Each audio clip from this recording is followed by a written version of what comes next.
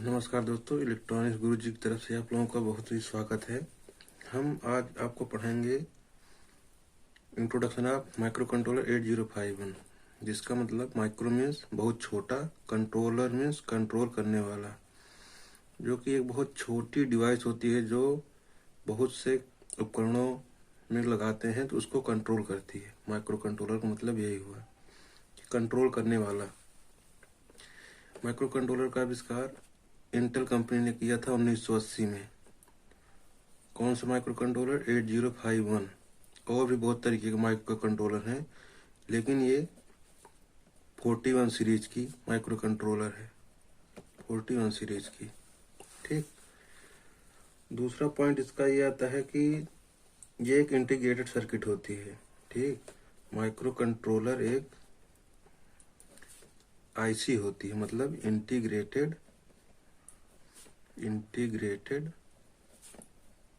Circuit होती है। ठीक। और तीसरा इसको हम ये भी कह सकते हैं कि माइक्रो कंट्रोलर को हम एम्बेडेड कंट्रोलर भी कहते हैं। एम्बेडेड कंट्रोलर भी कहते हैं। मतलब माइक्रो कंट्रोलर हमारी ऐसी डिवाइस होती है, हम माइक्रो कंट्रोलर जैसे वॉशिंग मशीन हो गया, ठीक, जो लरी मतलब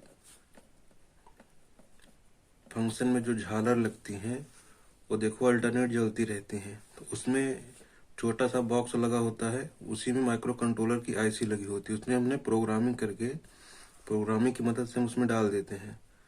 हम चाहें तो उसकी माइक्रो कंट्रोलर की आईसी को निकाल के स्पेशल टूल में लगा के अपने लैपटॉप से कनेक्ट करके हम अलग से उसमें प्रोग्रामिंग करके हम उसकी जो जलती है कुछ सेकंड के लिए लाल, कुछ सेकंड के लिए ग्रीन, फिर अगले कुछ सेकंड के लिए येलो, हम उसको चेंज कर सकते हैं कि इतने मिनट बाद ये जलेगी, इतने मिनट बाद ये जलेगी, इतने मिनट बाद ये जलेगी। यही होता है हमारा माइक्रो कंट्रोलर।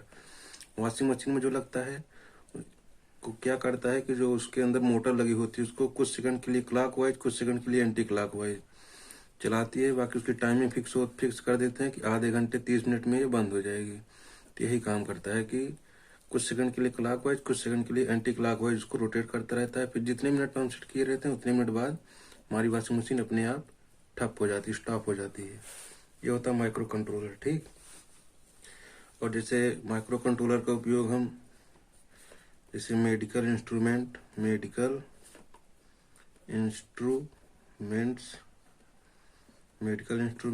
हो गया।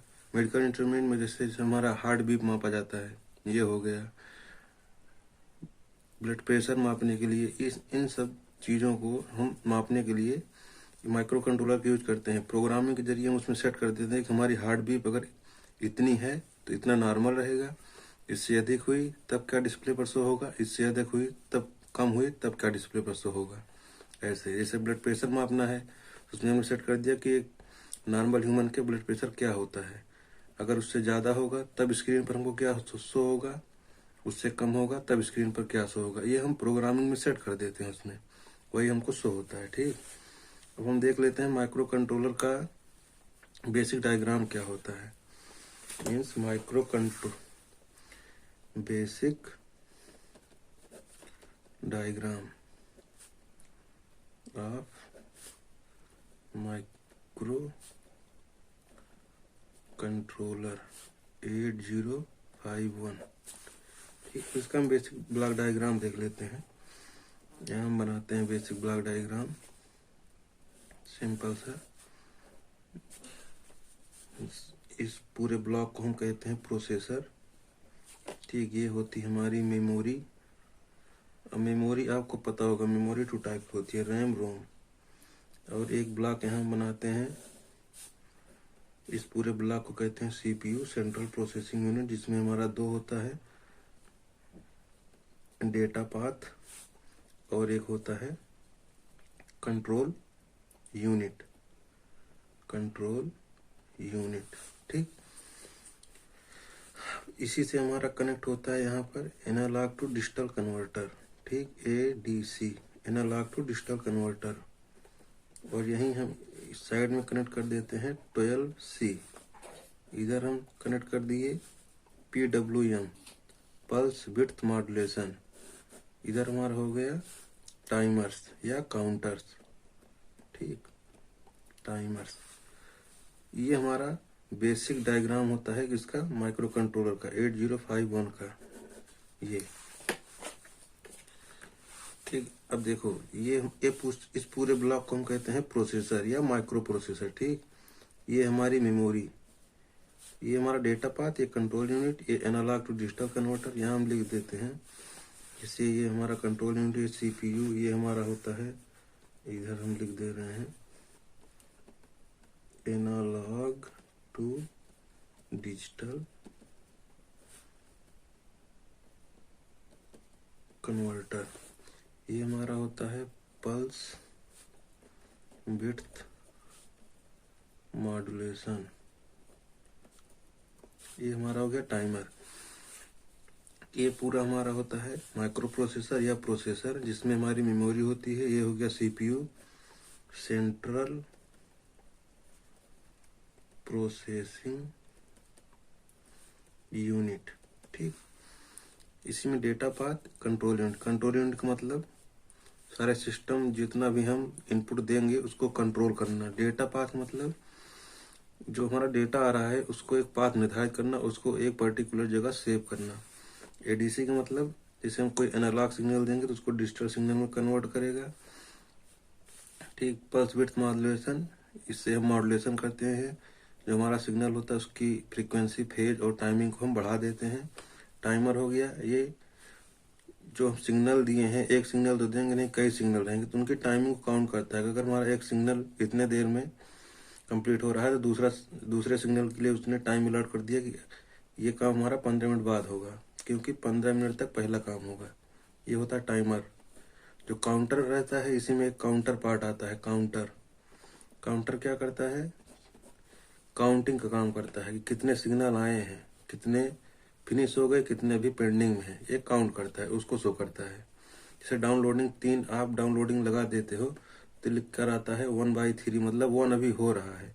1 कंप्लीट होता है 2/3 लिख जाता है, मतलब 2 हो रहा है। जब 3/3 लिखते हो मतलब तीसरा हो रहा है। जब कंप्लीट हो जाता है तो सही का टिक लग जाता है, तो वही है काउंटर।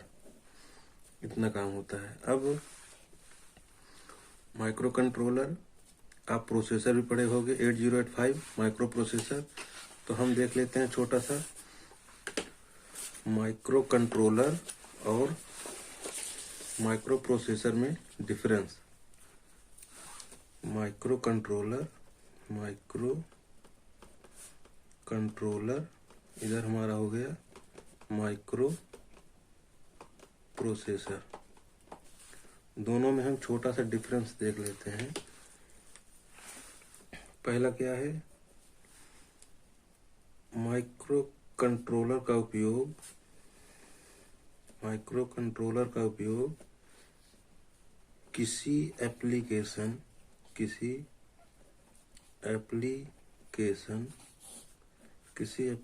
में किसी एक कार्य को करने के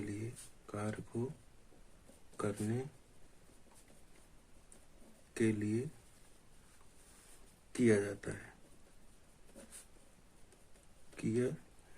है।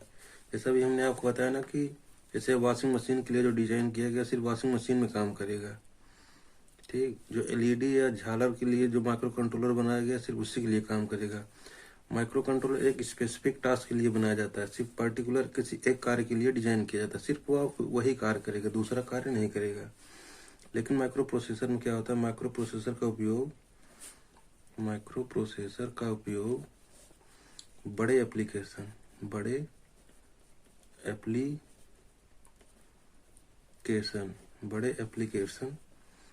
के लिए किया जाता है, ठीक। इसका बड़े पैमाने पर हम यूज करते हैं। दूसरा इसमें क्या है, इसकी डिजाइनिंग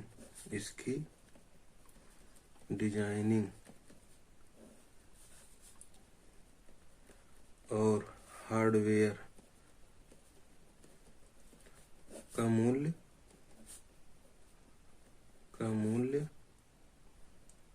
कम है। मतलब इसकी डिजाइनिंग और जो हम पूरा बनाते हैं, बनाने के बाद जब मार्केट में आता है तो बहुत कम कास्ट का रहता है, क्योंकि ये सिर्फ एक पर्टिकुलर किसी एक टास्क के लिए बनाया जाता है, तो इसकी कास्ट कम रहती है। अगर हम वॉशिंग मशीन के लिए खरीद रहे हैं तो सिर्फ वॉशिंग मशीन में काम करेगा, इसीलिए इसकी कॉस्ट कम रहती है। वहीं हमारा माइक्रो प्रोसेसर में क्या होता है, इसकी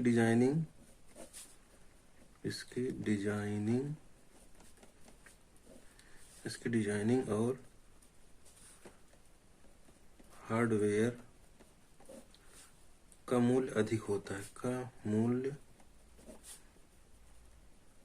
है। अगर हम एक माइक्रो प्रोसेसर ले लेते हैं तो उससे हम कई सारे काम करा सकते हैं, इसीलिए इसकी कॉस्ट ज़्यादा होती है। अब तीसरा है, इसे रिप्लेस करना आसान है। इसे रिप्लेस करना आसान है। मैंने बताया ना कि इसको निकाल के हम अलग से इसमें प्रोग्रामिंग करके अपने मन मुताबिक हम काम करवा सकते हैं माइक्रो कंट्रोलर से। लेकिन माइक्रो प्रोसेसर में ऐसा नहीं होता। इसको रिप्लेस करना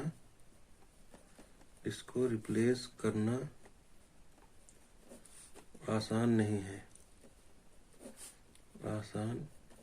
है। ठीक। अब चौथा क्या है, इसमें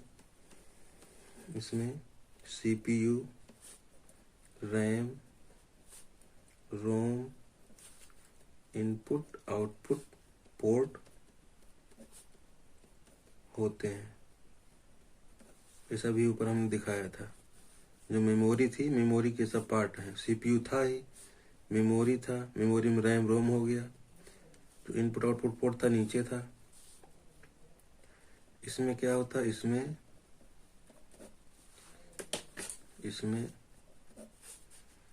RAM ROM input output port नहीं होते हैं। ठीक, ये इतना है, सिंपल सा छोटा सा, जिससे आपको याद हो जाए। इसीलिए हमने इसमें सुटेबल बहुत छोटा डिफरेंस हमने रखा है, जिससे आपको याद करने में आसानी रहे। इसका उपयोग, माइक्रो कंट्रोलर का उपयोग हम किसी एप्लीकेशन में किसी एक पर्टिकुलर टास्क के लिए करते हैं, लेकिन इसका उपयोग हम बड़े पैमाने पर करते हैं। इसकी डिजाइनिंग और हार्डवेयर का मूल्य कम है, लेकिन इसकी कॉस्ट ज़्यादा है। इसको हम रिप्लेस करके मन मुताबिक उसमें हम अपने हिसाब से प्रोग्राम में एडिटिंग करके फिर से लगा सकते हैं, लेकिन इसका प्रोसेस लंबा होता है। इसको हम आसानी से इसका प्रोग्राम चेंज नहीं कर सकते। इसमें CPU, रैम, रोम, इनपुट आउटपुट पोर्ट होते हैं, लेकिन माइक्रो प्रोसेसर में क्या होता है कि RAM ROM input output port नहीं होते। ये सब हमको एक्स्ट्रा अलग से एक्सटर्नल लगाना पड़ता है बाहर से। लेकिन जो माइक्रो कंट्रोलर होता है, माइक्रो कंट्रोलर में, ये हमारा माइक्रो कंट्रोलर है, तो इसमें मेमोरी मतलब CPU हो गया, RAM ROM, input output port, timer, counter, ये सब इसमें एक प्लेट में मतलब एक चिप में सब लगे होते हैं। लेकिन माइक्रो प्रोसेसर में हमको अलग से लगाना पड़ता है बाहर से। माइक्रो प्रोसेसर में हमको बाहर से लगाना पड़ता है। ठीक, इतना हो गया। एक बार आप इसको देख लीजिए। ये हमारा है इंट्रोडक्शन, सिंपल छोटा सा, जिससे आप लोगों को याद करने में आसानी हो। बहुत ज़्यादा लॉन्ग नहीं बताएंगे। बहुत ज़्यादा लॉन्ग बताने से क्या होता है, वीडियो लंबा हो जाता है और आपको कन्फ्यूजन हो जाती है, याद करने में दिक्कत होती है। छोटा पार्ट जो कंसेप्चुअल है, जो याद करने लायक है, अगर इतना आपको याद है माइक्रो कंट्रोलर में, तो आप कोई भी एग्जाम पास हो सकते हो आराम से। जो डिप्लोमा कर रहे हैं, जो इवेंट सेमेस्टर चल रहा है, उसमें माइक्रो कंट्रोलर है। आप लोग हमारा चैनल सब्सक्राइब करिए और लाइक कमेंट करिए और हमको बताइए कैसा है वीडियो। हम डिप्लोमा के माइक्रो कंट्रोलर और electronic industrial electronics and transducer का पूरा कंप्लीट कोर्स हम आपको देंगे वीडियो बना के। माइक्रो कंट्रोलर एम्बेडेड सिस्टम और इंडस्ट्रियल इलेक्ट्रॉनिक्स एंड ट्रांसड्यूसर, ये 2 टॉपिक हैं इलेक्ट्रॉनिक्स फाइनल ईयर अब की। इसी में सब्जेक्ट है इवन सेमेस्टर का, तो ये हम अभी इंट्रोडक्शन स्टार्ट किए हैं। उसके बाद अगला हम चैप्टर में टॉपिक वाइज हम पूरा बकायदा आपको बताते हुए चलेंगे। तो आपसे रिक्वेस्ट है कि चैनल को सब्सक्राइब करिए और बेल आइकन को दबा दीजिए, जिससे हम डेली का डेली टॉपिक वाइज वीडियो बनाते हुए अपलोड करेंगे, जिससे डेली का डेली आपके पास नोटिफिकेशन पहुंच जाए। Thank you. आज के लिए इतना ही।